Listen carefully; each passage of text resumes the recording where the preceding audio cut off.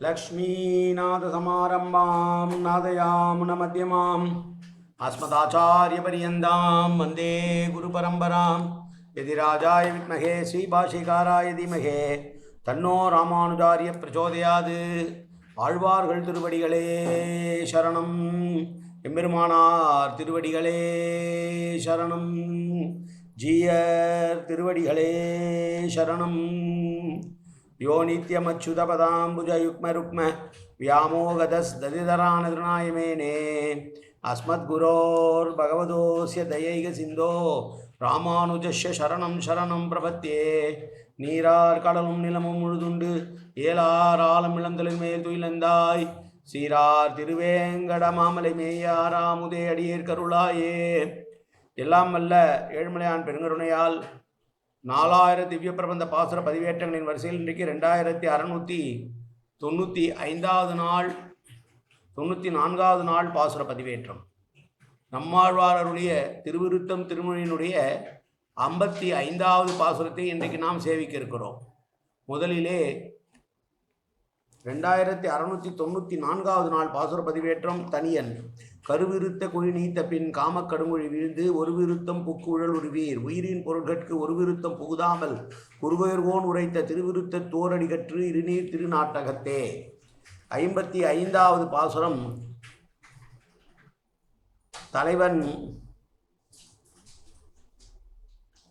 தலைவனுடைய கூந்தல் நலத்தை பற்றி பேசுவதான பாசுரம்.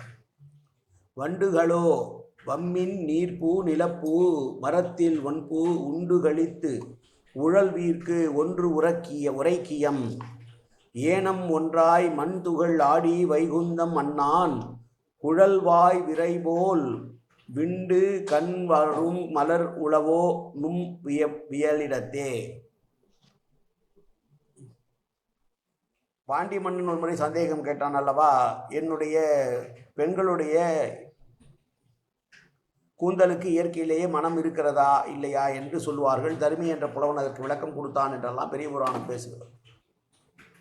இந்த பாசுரத்திலே தலைவன் தலைவியை ஒரு பூஞ்சோலையிலே சந்திக்கிறான்.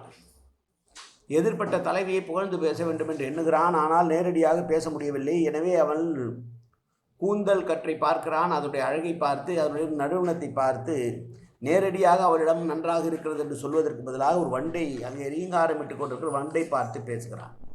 ஏ வண்டே என்று சொல்லி, ரீங்காரமிட்டு திரிந்து கொண்டிருக்கிற வண்டுகளே இங்கே அருகிலே வாருங்கள். நீங்களே நீரில் மலரும் தாமரைப்பூ, நிலத்தில் விளையும் முல்லை மல்லிகை பூக்கள், மரத்தில் மலர்களும் புன்னை பூக்கள் ஆகிய மலர்கள் எல்லாம் சென்று அமர்ந்து தேன் உண்டு வாழ்கிறீர்கள். ஆனால் உங்களுக்கு தெரியாத ஒரு ரகசியத்தை இப்போது சொல்லுகிறேன், கேளுங்கள். இதோ என் முன்னால் இருக்கிறாளே இந்த தலைவி, முன்பு வராக அவதாரம் எடுத்து பூமியை இடந்து சென்று பூமி தாயை பற்றி கொண்டான் வந்தான் அல்லவா, அந்த எம்பெருமான் உரையும் பரமபதம் போன்று சென்றால் மீண்டு வர முடியாதபடி அழகிய பெருங்குணத்தையும் கூந்தலையும் உடைகிறதே இவளுக்கு. இவளுடைய கூந்தலிலிருந்து எழுந்து வருகிற நறுமணமானது இயற்கையான நறுமணத்தை நீங்கள் அகன்ற இந்த பூமியிலே எங்கு சுற்றி பார்த்திருந்தாலும் நீங்கள் உணர்ந்ததுண்டா? இவளுடைய குழலின் நறுமணத்தை போல் இங்காவது நறுமணம் மிகுந்து இருக்கிறது, நீங்கள் பார்த்திருக்கிறீர்களா என்று பாசுரத்திலே கேட்கிறார். குழல்வா என்ற சொல் கூந்தலின் இடத்து என்று நாம் பொருள் கொண்டிருக்கிறோம் என்று பள்ளத்தூரையா சொல்லுகிறார். இதில் வாய் என்ற சொல்லை தனியாக பிரித்து பவளம் போன்ற வாயிலிருந்து வரும் நறுமணம் என்றும் ஒரு நயமான உரையை தருகிறது பிரபந்த ரட்சை என்கிற நூல். இங்கே தலைவன் தலைவி நிலையில் மாற்றம் ஏற்படுவதை உணர வேண்டும். எம்பெருமானின் வராக அவதாரத்தை பற்றி பேசி எல்லா இடத்திலும் தலைவன் தலைவி என்றே கொள்ள வேண்டும் என்பதே பொதுவான கருத்து. தலைவன் தலைவி என்று கொள்ள வேண்டும் என்பதோடு மட்டுமல்ல, உரைக்கியம் என்கிற சொல்லாட்சி வேறு எந்த ஆழ்வாராலும் பயன்படுத்தப்படாத ஒரு சொல்லாட்சி. மருங்கு உழலும் களிவண்டினங்கால் உரையீர் மடந்தை கருங்குழல் நாரும் மெயின்போது உடைத்துதோ நும் கடிப்பொழிலே என்ற பாசுரமும், மருங்கு குழல்வாய் நீ அறிவண்டே சொல் எனக்கு மங்கை கருங்குழல் போல உழவோ விரை நாறு கடிமலரே என்ற மற்றொரு பாசுரமும் இங்கே ஒப்பு நோக்கக்கூடியதாக இருக்கிறது. பொதுவாக மலர்கள் கோட்டுப்பூ, கொடிப்பூ, நீர்ப்பூ, நிலப்பூ என்று 4 வகைப்படுகிறது. இதை பேசுகிற போது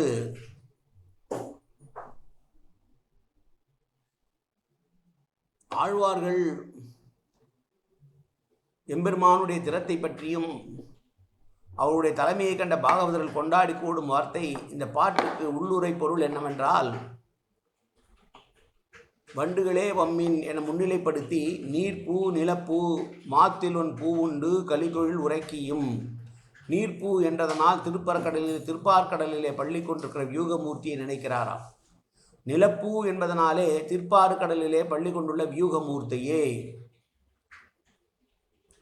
நினைத்தபடி, மரத்தின் ஒன்பூ என்பதனால் வேத சாகைகளின் முடியிலே தேஜஸ்வரூபியாக இருக்கிற பரமபதநாதனை நினைத்தபடி. ஆக இப்படிப்பட்ட பகவான் இடையூறாது அனுபவித்து தங்கு தடையின்றி அனுபவிக்கிற ஆழ்வார் சொல்கிறார், பிரளய காலத்திலே பூமியின் ஆபத்தை தீர்த்தவனது அழிவற்ற வைகுண்ட நாடு போல பேரானந்தம் தருபவரான இந்த ஆழ்வாரோடு சிராபூஷணமாக உள்ள பக்தி மிகுதியினே புகழ் போல நீங்கள் எங்கேனும் கண்டதுண்டோ என்று புகழ்கிறார்கள். பாகவதருடைய பெருமையை பற்றி சொல்லுகிறாராம் இந்த பாசுரத்திலே நம்மாழ்வார்.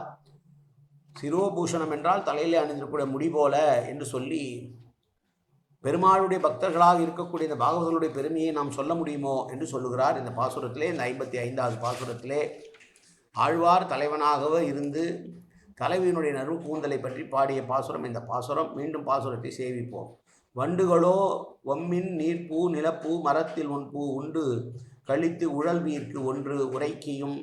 ஏனம் ஒன்றாய் மண்துகள் ஆடி வைகுந்த மன்னான் குழல்வாய் விரைபோல் விண்டு கழ்வாரும் மலர் உளவோ நும் வியலிடத்தே. காயன வாச்சா மனசேந்திரியர்வா உத்தியாப்தனாவா பிரகதே சுபாவாது கரோம் எத்தத் சகலம் பரஸ்மை ஸ்ரீமன் நாராயணாயேதி சமர்ப்பயாமி. உடலாலும் உள்ளத்தாலும் வாக்காலும் சகல விதமான பாபங்களும் தோஷங்களும் நிறைந்ததாக உலகத்தை இயல்பிருந்த போதிலும் அடியேன் செய்கிற நல்வினையோ தீவினையோ அத்தனையும் உன்னுடைய கமலமலர் பாதங்களில் சமர்ப்பிக்கிறேன் கண்ணா. காத்தருள்வாய் கண்ணா, ஏற்றுக்கொள்வாய் கண்ணா. எப்போதும் உன் திருநாமம் கண்ணா கண்ணா கண்ணா என்று நாவில் ஒரு தட்டால் புரிவாய் கண்ணா.